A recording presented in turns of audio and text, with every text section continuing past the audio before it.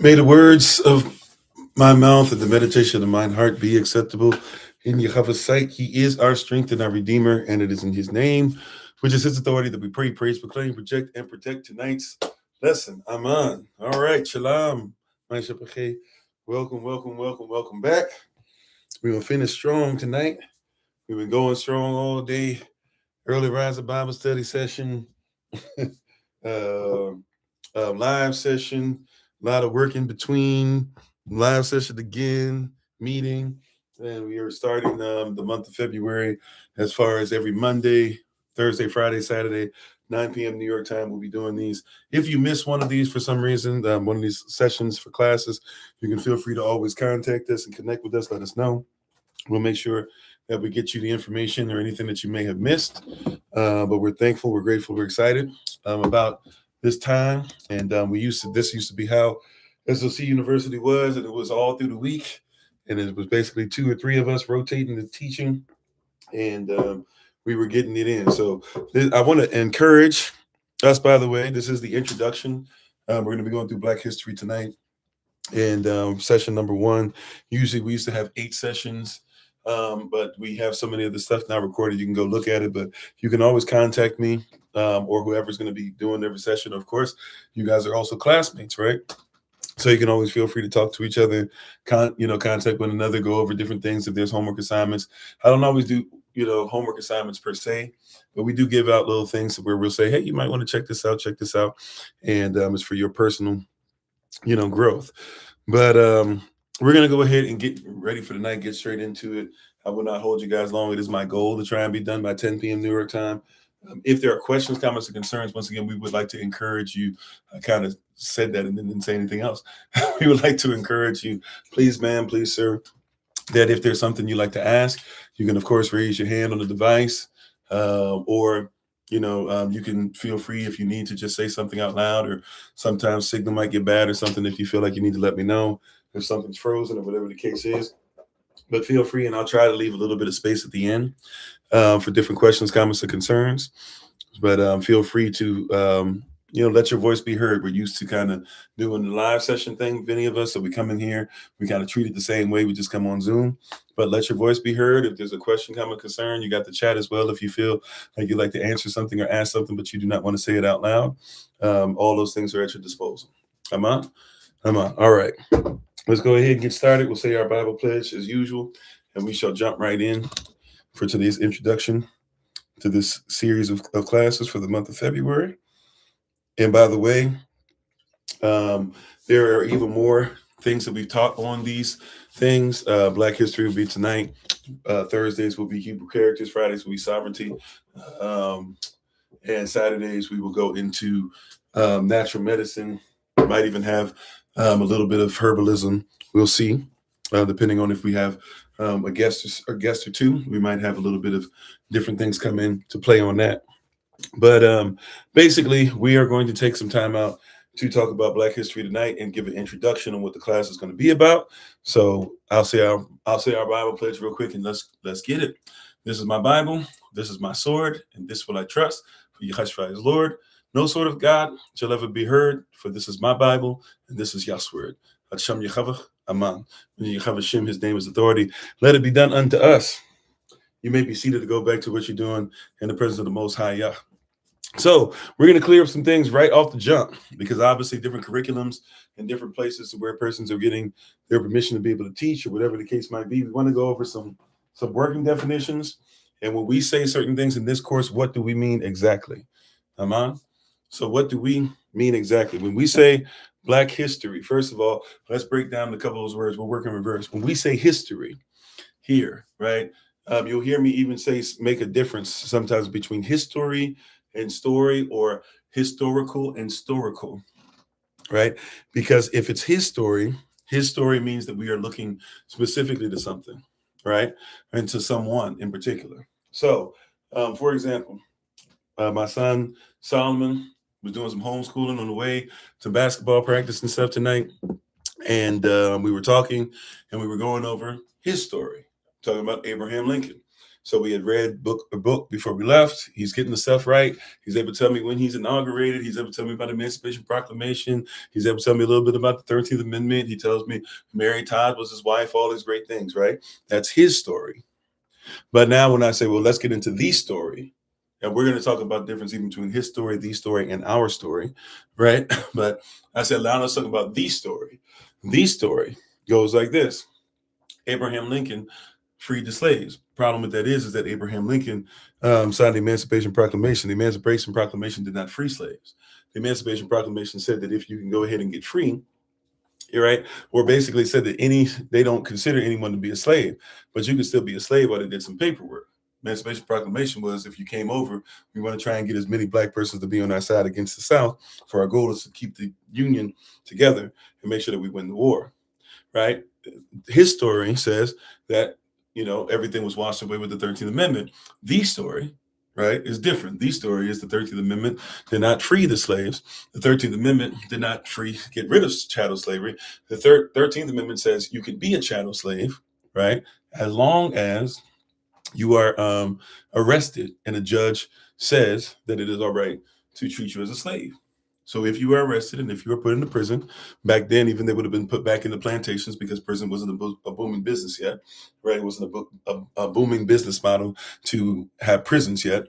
So you would be put back on plantations, whatever the case might be. There were different versions of slave patrolmen still out there trying to catch folk, right? So it was still big business. But if you look at his story says everything was done at the 13th Amendment.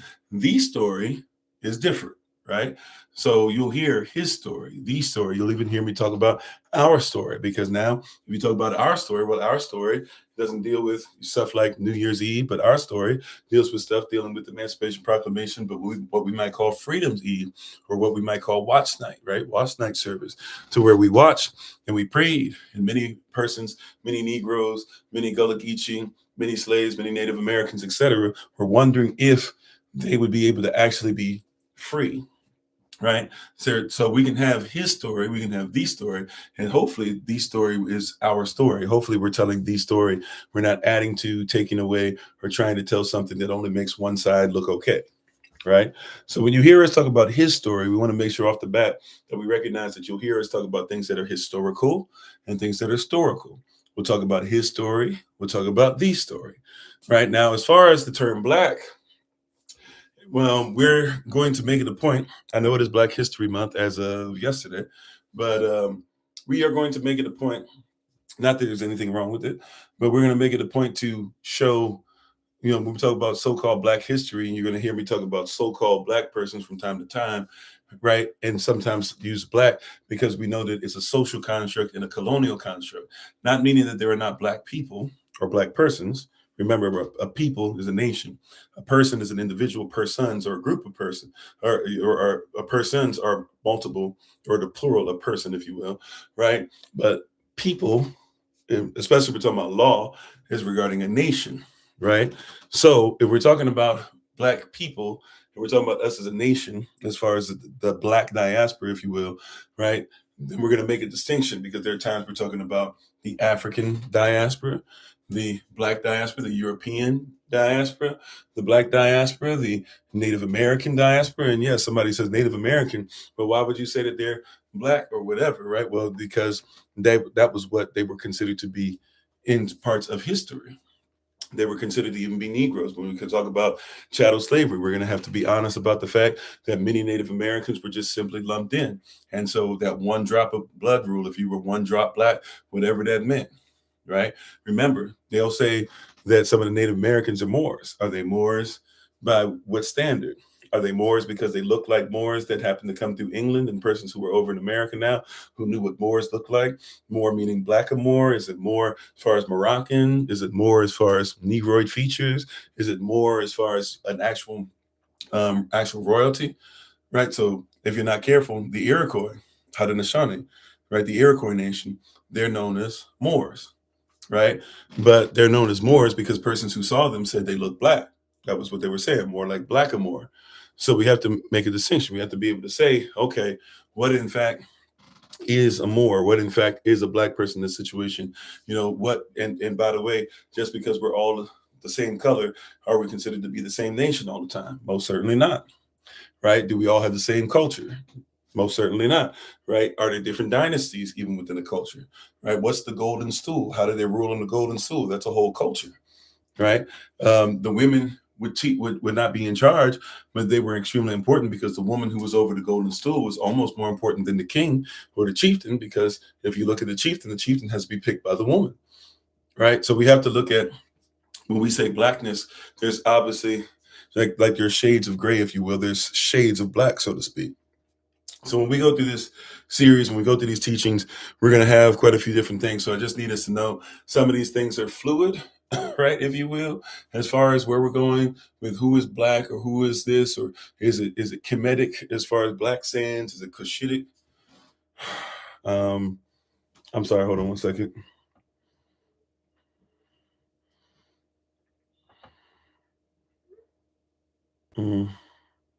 Sorry, guys, hold on one second.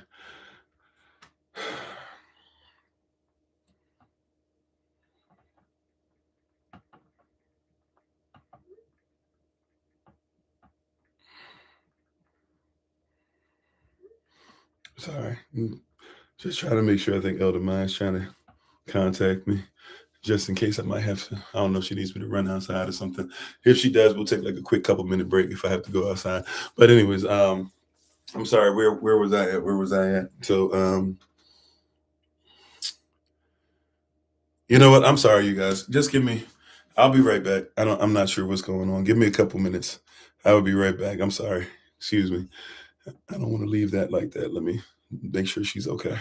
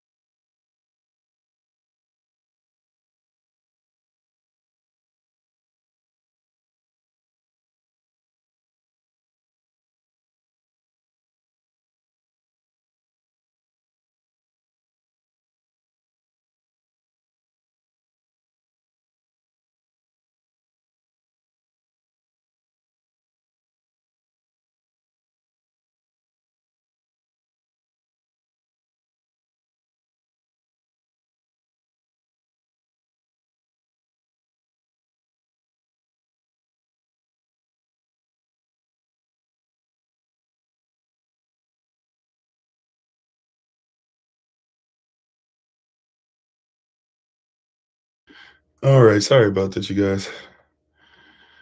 Sorry about that. My fault. Okay. I'm not sure where I left off. Can somebody remind me where we left off? I know we hadn't even really gotten into it. We still in the introduction phase of the introduction. Can somebody remind me what I was talking about before we left off?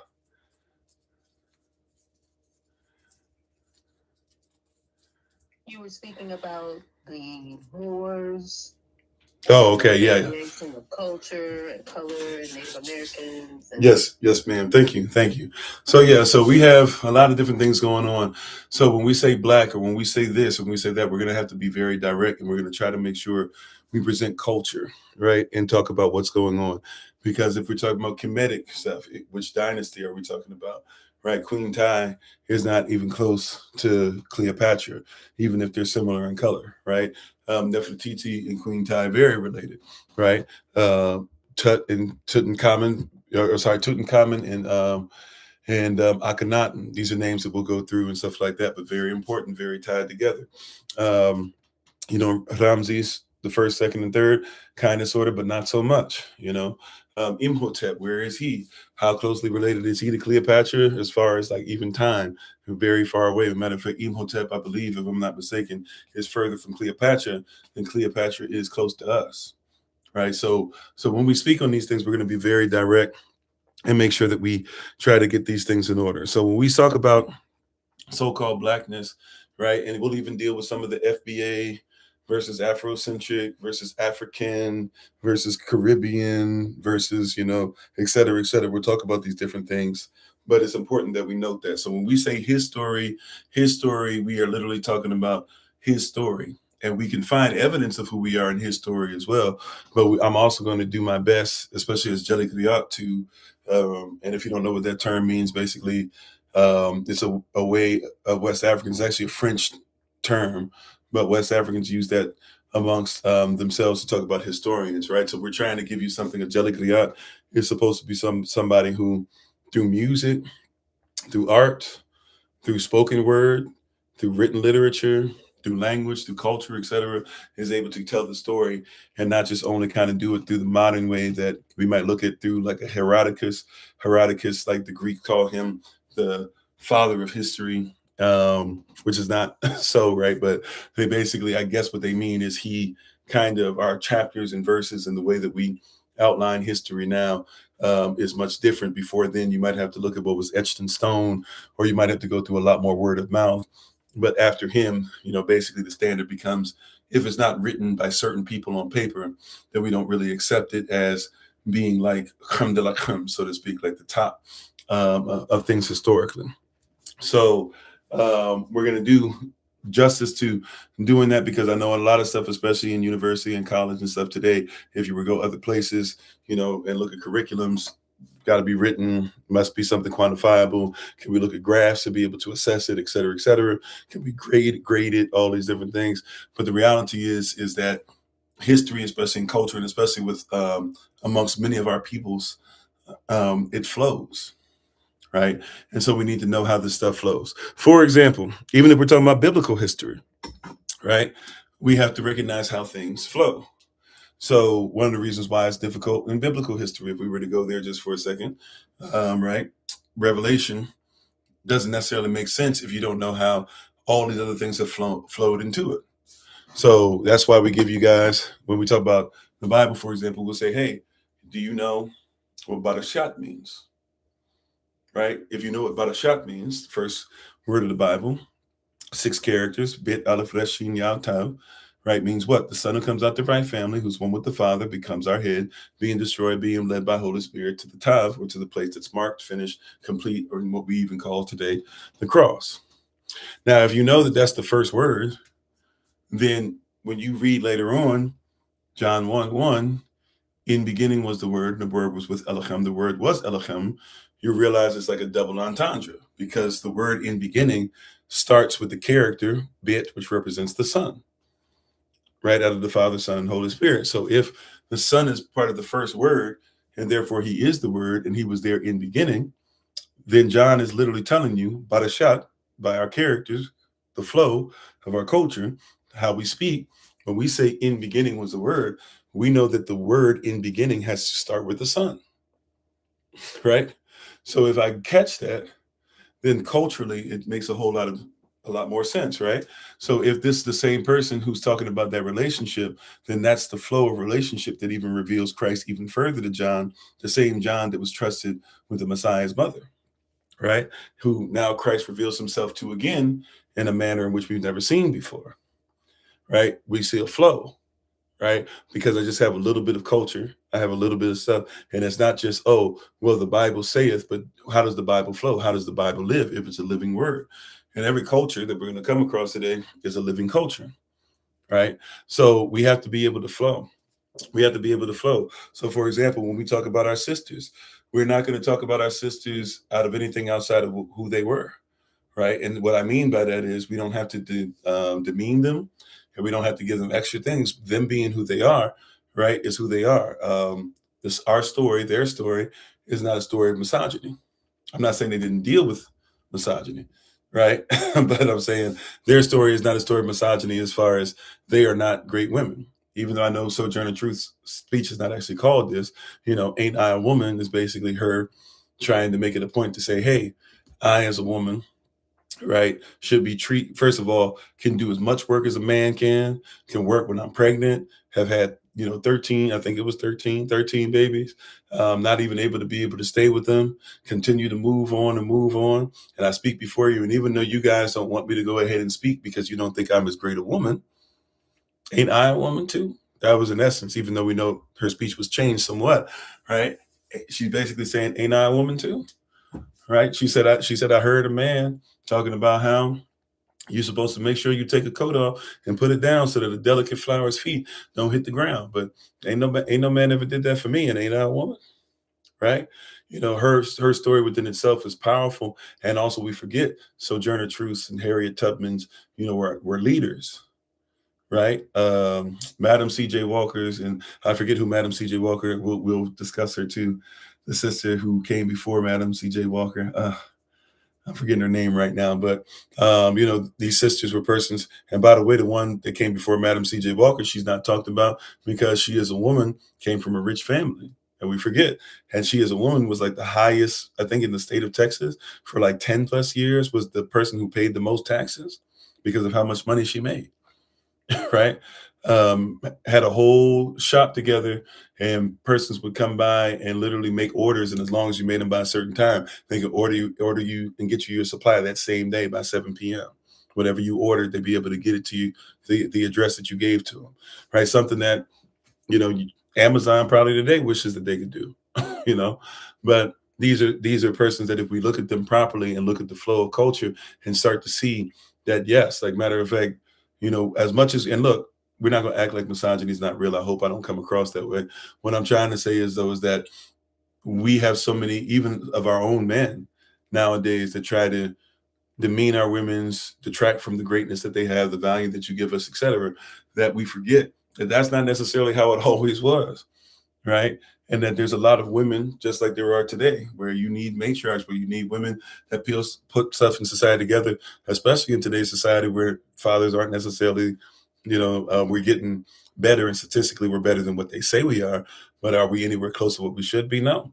But it wasn't always the case, right? This stuff flows. So we want to make sure that when we're talking about our history, right, our story, if you will, and think about things historically, being accurate historically, and also showing what they say, even if it's inaccurate historically, to be able to see what's there. Because the truth, even in a lie, as we say all the time, a half truth is always a whole lie.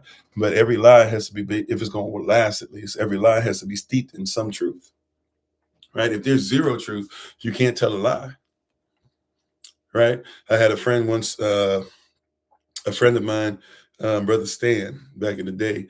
We were in the shelter together, and he one day I'm trying to walk past to get somewhere, and he stops me. He says, "Hey, brother," he's like very in your face. He's like, "Hey, brother, do you understand the difference between a lie and the truth? What's the difference?" And so I'm trying to go through this long, well, maybe this, and I'm trying to articulate and pontificate. He just goes, "The truth." He says, "The difference is that a lie has to make sense." And although that is not necessarily a perfect description, I got what he was saying, that some of these things are there. So we'll figure out where even the things that we think historically make sense, where they come from, and we're not, right? So in this class, by the way, to kind of get you prepared, we are going to talk about the 4 M's. If you don't know who the 4 M's are for this class, the 4 M's will be Marcus Garvey, Medgar Evers, Malcolm X, and I'm sorry, the Honorable Marcus Garvey, Medgar Evers, Minister Malcolm Shabazz, Minister Malcolm X, and Reverend Dr. Martin Luther King Jr. We're going to talk about the greatness and the badness and all that stuff in between. It's going to be important that we're ready for that. That'll be next week, I believe. We're going to also talk about great sisters of authority, so chieftains, persons who led different things, even talking about, oh, wow, her name literally just jumped out of my head. We're going to talk about the sister who helped with the Iroquois Nation. We're going to talk about the sister who helped the Haitian Revolution. There's a sister, literally just popped out of my head, Queen Nzinga, right? Or who's known as Queen Nzinga. Nzinga and different persons of that ilk. If you're not aware of Nzinga, for example, that should be one that a lot of us have at least heard of. I think even Jada Pinkett Smith produced a thing about her somewhat recently where they told her story. I think it's on Netflix. And it's, if I remember correctly, it's pretty decently done too. Very decently done. Very well done. But yeah, Queen Nzinga, if you're not familiar with her, she's a sister who had so much power where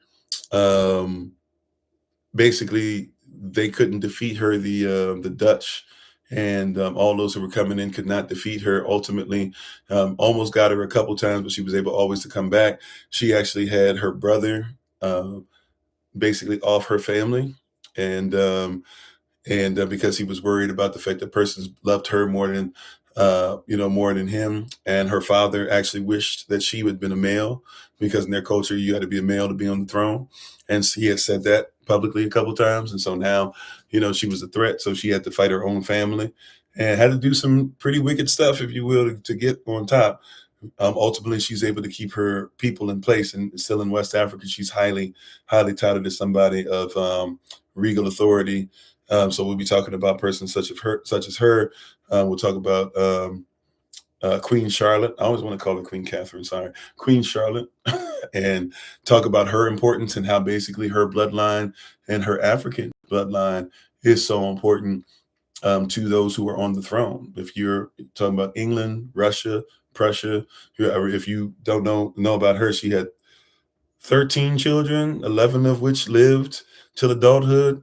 I'm pretty sure none of them died at childbirth, which in England is extremely crazy. Like that didn't happen back then for them.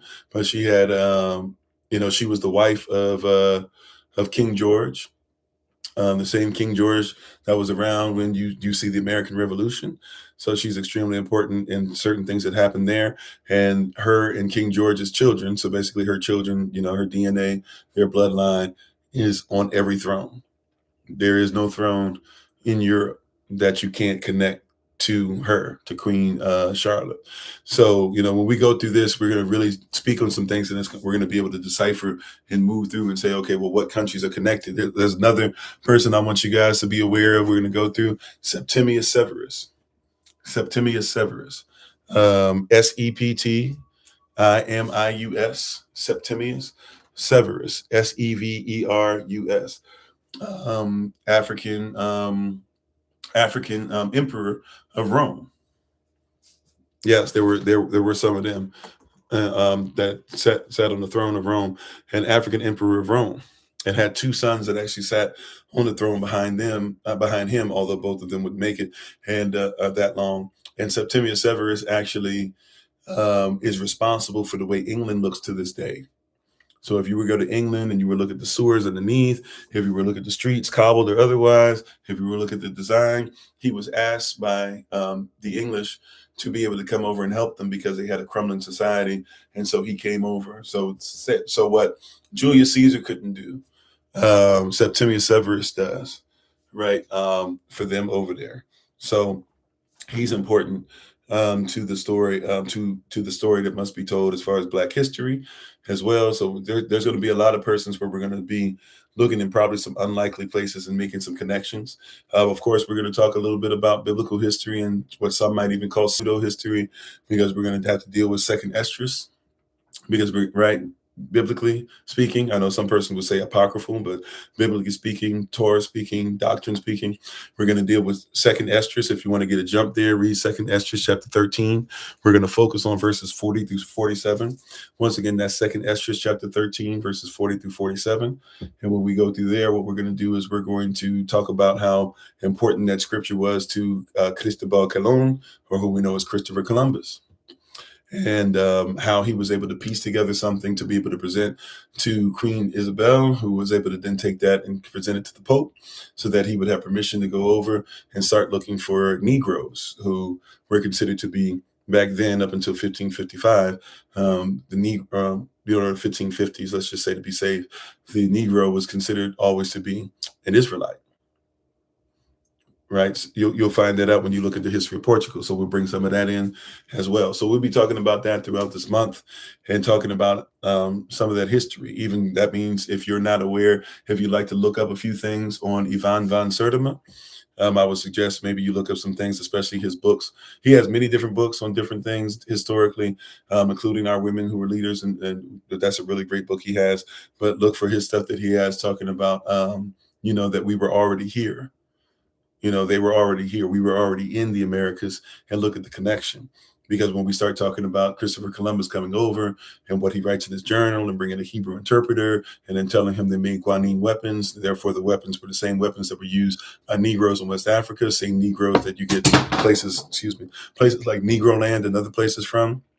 We're going to go there. Also, too, if you'd like to look on the map and get a head start, right? There's a place called Negro Land on the map. If you look up into the 1700s, I feel like maybe even up to the 1800s, but definitely up to the 1700s. You could even look that up on in the Library of Congress. You can look up, they have it on their website. You can go there, you can see on their website, look up the map called Negro Land, and it will show it to you. You can zoom in and everything. I'm not sure how great their zooming capability is on that platform. There are other ones that are better, but you can still see the map, the original map itself, and you'll see where it says, this is where the scattered children Israelite, or this is where the scattered Israelites are. This is where the kingdom of Judah is. Kingdom of Judah in the Ivory Coast area. Why is that important? It's important to know because if it's in the Ifrit or the Ivory Coast was not ivory originally, it was the word Ifrit. Right. These are things that, once again, when we start to see things flow, you're going to start to see history, whether we talk about the Negro, whether we talk about Africans, whether we talk about indigenous persons to the Americas, to Africa, to parts of the Americas, etc. You're going to see this thing a lot different. Right. That's the goal, is to have us be able to flow from one place to another, right? History should flow. Our story should flow. The story should flow. It's not just one thing by itself isolated, just like the Bible. We shouldn't take, one thing that Paul says dealing with Galatians and say that, since he said this, it means that the law is done away with, forgetting that Paul has several epistles we can look at and put them all together holistically to see his mind, especially if we know which ones he wrote when he was older. We should be able to see what he's saying at the end of his life and be able to verify and see these things that are said by others who said they touch and agree with what Paul said, right? Well, the same thing. We shouldn't just take one little piece of the story and be like, okay, that's it, or I identify as this one thing, or I see this one thing. We're even going to try and talk a little bit if we can. I don't know if we're going to have, usually, like I said, we would do like 2 months like this, and we would have 8 sessions, an hour apiece. So we're going to be putting a whole bunch of stuff in these little hour sessions that we have. So I'm going to ask for you guys to kind of be ready. And you guys know how I get anyway sometimes, but for real, like when it's time to go and it's time to hit our peak, like we're going to be moving. So sometimes you might have to say, Kofi, slow down, or Kofi, like reiterate that. But we also recall, we do have these recorded, right? So we're going to make sure that we have that stuff together, and for you to be able to go back and look through and rewind. And of course, I'm available if you need to call or text or say, hey, what did you mean about this specific spot or whatever? I will do my best and due diligence to get to you, get back to you. So the only thing I really want to go through today, obviously today is kind of more like an introduction, getting some terms together, showing you how we're going to try to relate this stuff. I guess the only thing I really want to bring out is a couple things in history in this class we're going to talk about, because I want to make sure at the end of this, before we open up, if there be any questions, comments, and concerns for what we talked about tonight, just real quick, if I may, for about 5 to 10 minutes. I am not here to, I don't know easy way to say this. I'm not here to segregate. I'm sorry, to integrate this. So this is going to be very one-sided because it's not everybody's story or everybody's history. It's Black history. This is the Black story, right? Now, once again, we already said Blackness doesn't mean that we're a monolith, right? That being said, though, this is not going to be an integrated, nice to everybody, make everybody sing kumbaya class. This is going to be, right, these sessions are not going to be designed to be that. They're going to be kind of in your face. And to do so means that I would do what, Reverend Dr. Martin Luther King Jr. warned us about, which is, thinking that we're doing something well, but leading our people into a burning house. If we're leading you into a lie, no matter how well-intentioned we are about trying to fix the lie, we lead you into a lie and say, learn in the lies that burn persons apart, we lead you into a bad spot, right? And we forget that, what happens where the best teaching, this is something that, if I can say this is something, pray about this, seek this. I hope this doesn't make you feel upset, frustrated, angry, whatever. But the best teaching, the best financial literacy, the best housing, the best land you've ever had as a people, if you were talking about the Black people, right? Whichever Black you want to talk about Black, from seas to shining seas. The best we've ever done has been when we've been segregated, whether it was because it was forced by law or whether it was because we had our own, right? And integration, I want you to know, integration, we're going to tell the truth, shame the devil. Integration is not real because integration means you must have integrity. And I don't just mean you got to be better than what you are morally. That's part of it. But to be integrated or to be integral, right, is to be one, which means if you're going to talk about something with integrity, it has to come from one position. If you're going to talk about something with integrity, it comes from the actual person's position. It doesn't come from 75 persons. So even if we're going to look at a bunch of different things, sometimes I might sometimes just say this is the source and that's it. We'll give you a bunch of sources, a bunch of different thought processes on certain persons. That being said, though, the goal is to come through one prism, right? One. Right, we're looking through one lens to be able to get to this, right? Not Kofi's lens. We're talking about for example, Minister Malcolm X. When we bring him up next week, if we talk about Minister Malcolm X is what? Minister Malcolm X is a Black person whose father was a Garveyite. His father also was a pastor.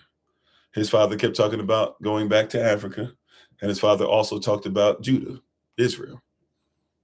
So when you talk about Malcolm X and when he talks about looking up to his father and memories of his father, that's the prism he's looking through, right? As he gets older and stuff and he deals with Elijah Muhammad is somebody who kind of gives him that fervor again. And also while he's in prison, he's able to learn and for the first time get his reading up, be able to have a sense of pride, not be on drugs and stuff. And he kind of goes back to what his father's teachings was and thinking about that and stuff like that. And when he finds out that Elijah Muhammad, who he still credits with helping him to come out the gutter, but he realizes he's not exactly with the integrity of his father, he ends up leaving, right? Like that's the prism that we look through, right?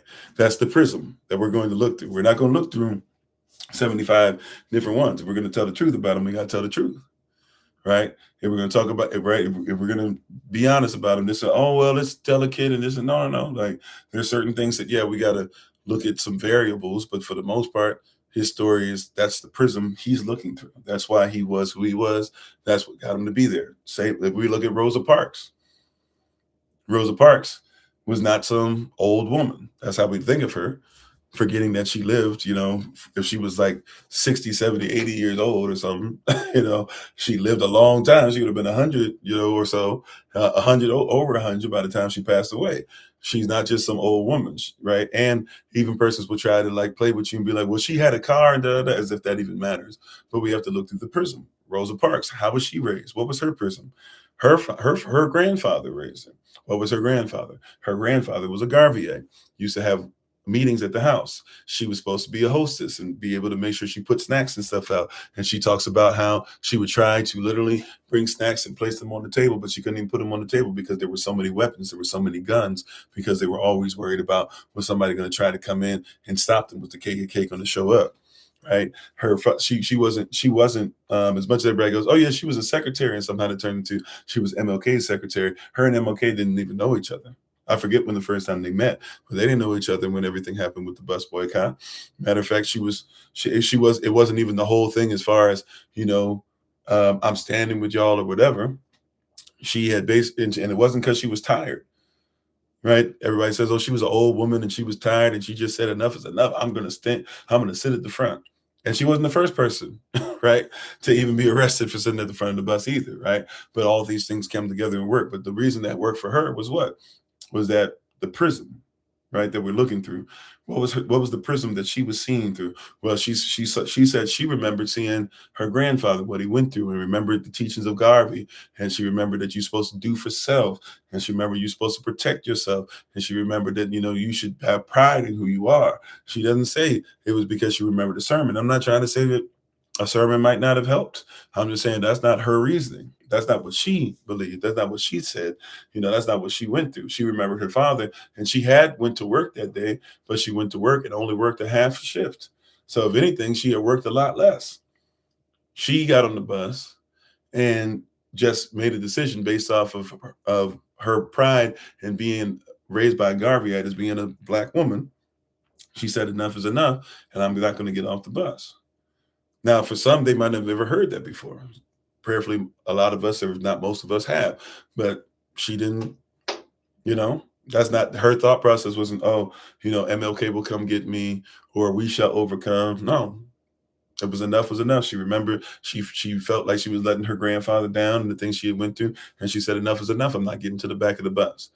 Right. So these are things we want to look through, these types of prism for the rest of this month with this class in particular. We're going to look specifically through the prism of what these persons are, with their experiences, what they're dealing with in the moment, the culture they come from, what's the background, what are the things that flow together, right? Because now you can see, oh, okay, well, I can piece that together. These two persons, we might not even think of going together, Rosa Parks and Minister Malcolm X, we can see how they flow. We can see that there's a resounding theme here. We can see that how these persons are affected. Matter of fact, it might even make us think, well, what happens if, we're not going to get into what ifs here, but what if Malcolm X continues to survive? How much closer to his father's teachings does he go? Does he only, right? Because he was killed in the service. We only think about the spiritual side of things, which is also a big thing historically too, because these persons are led by spiritual belief and thought process.